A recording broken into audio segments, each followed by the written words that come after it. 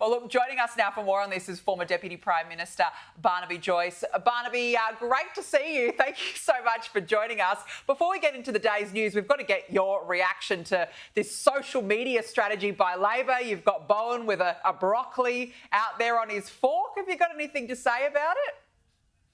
Give us more of it, Bowen. Give us more of it. Chris Bowen is advertising out here. Honest to goodness, every time you look like you're about to lose an argument, you just say Chris Bowen and you win. He's the best thing that's ever happened to advertising against the Labor Party that I've seen in a long while. And you look at him; he just oozes how people see him. So Smarmy. You know, he's got his fancy tie and his tight shirt on, and he's so cool, and it just annoys people because it just oozes. I've got no connection with the real world, and he hasn't.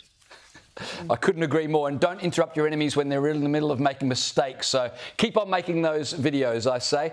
Barnaby, a Chinese naval task force has fired live rounds for a second time in 2 days in international waters just off our coast. The Albanese government has expressed their disapproval, as they do every time there's an incident like this. But I want to ask you, what more should they be doing? Well, I've been saying for so long, and people must get sick of me saying, Australia has to become as powerful as possible, as quickly as possible. I was told to tone that down. I had to say as strong as possible, as quickly as possible. But I tell you what, we have got to realise what is before us.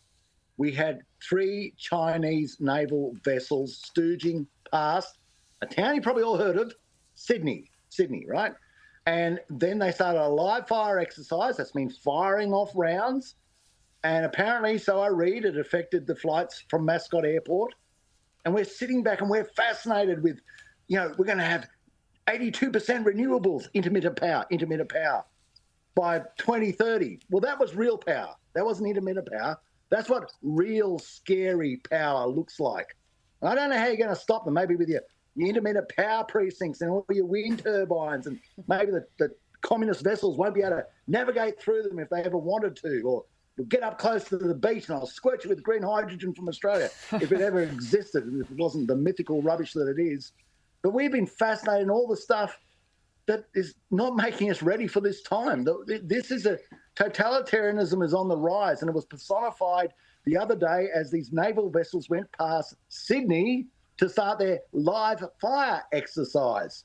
Now, what else do you do to people? How else do you shake them out of their inertia, out of their sort of magical mystery world where they're worried about, transgender equality and intermittent power and all this other rubbish when the real game is right in front of Sydney heads?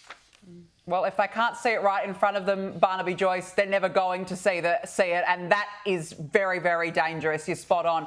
Now, look, Labor has today officially launched its MediScare campaign and pledged $8.5 billion for bulk billing GP visits. Have a look at the Prime Minister.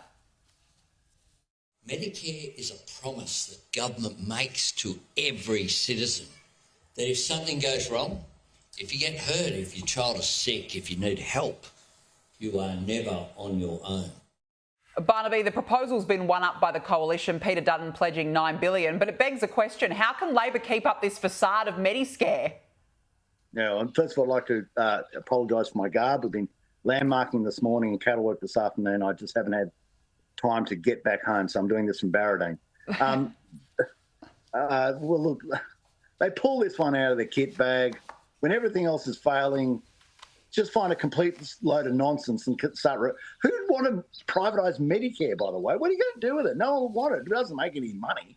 It's a government service. We've never suggested we're going to privatise it.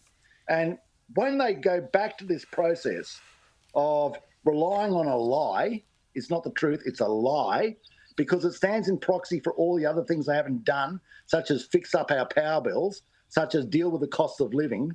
And because they can't deal with the main game, cost of living, power bills, they're fascinated about intermittent power. I hate to bring that up again, but let's keep talking about it. They think, well, what do we do? What do we latch onto? How do we do this? We'll go with the MediScare campaign, because that's worked every other time. So we'll just start lying to people, and maybe we can get in on a lie